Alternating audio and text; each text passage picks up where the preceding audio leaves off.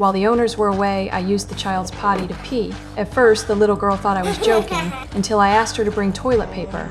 Then she realized I was serious. Afterward, I even made the older daughter empty it. That evening, when the parents returned home, the girl told her mother about me using the potty, but the mother didn't believe it at all, and the father even scolded the daughter, telling her to be an honest child. The next day, my behavior grew even more extreme. I scooped expired yogurt onto my finger and ordered the older daughter to eat it immediately. Though she resisted somewhat, out of fear, she obediently complied. Even more absurdly, I commanded her to eat it with her hands and lick the yogurt container clean.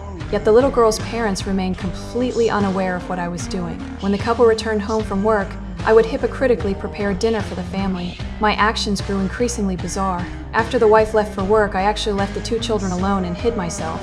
The little girl searched the entire room but couldn't find me, so in desperation, she opened the door and peered down the staircase. Seeing her sister walk out, the younger brother crawled around on the floor. Suddenly, the boy began wailing loudly. He had spotted me hiding under the bed. Then, with a grotesque expression, I crawled out, making all sorts of incomprehensible faces and even biting the boy on the shoulder. By the time the mistress returned from work, I would act completely proper again. I often opened the owner's doors without permission, finally able to do as I pleased without restraint. I went into the master's room and greedily inhaled the scent of the husband, not even sparing the dandruff on his pillow. I bathed in the woman's bathtub, then lay naked on the sofa to relax afterward, and trash was scattered all over the house. I knew that as long as I cleaned up before the owners returned, there would be no issue. Until one day, I took the two children to play in the park, but due to a moment of carelessness, the older daughter went missing. Frantically, I searched everywhere, and fortunately, I eventually found the girl sitting on a bench by the roadside. I picked her up, continuously scolding her,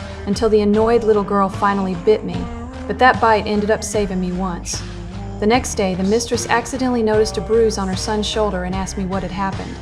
Seeing the situation turning unfavorable, I quickly claimed it was the older daughter who had bitten him, even showing the teeth marks on my own shoulder as proof that the older daughter indeed had a habit of biting. Once again, the mistress chose to believe me, but she didn't yet know the nightmare was only just beginning. One day, the mistress's family went on a trip and took me along, but I felt no gratitude.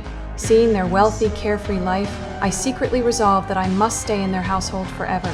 However, the children would eventually grow up, so a terrifying idea formed in my mind. If only one of the two children remained, would the mistress perhaps have another? The next day, I lost all interest in watching over the children. I picked up a fruit knife I had prepared in advance and filled the bathtub with hot water. Sensing something was wrong, the older daughter secretly hid under the bed. Not long after, when the mistress returned from work, she was met with a shocking scene. I was already dead. The room was in complete disarray, bloodstains were everywhere, and the two children were nowhere to be found.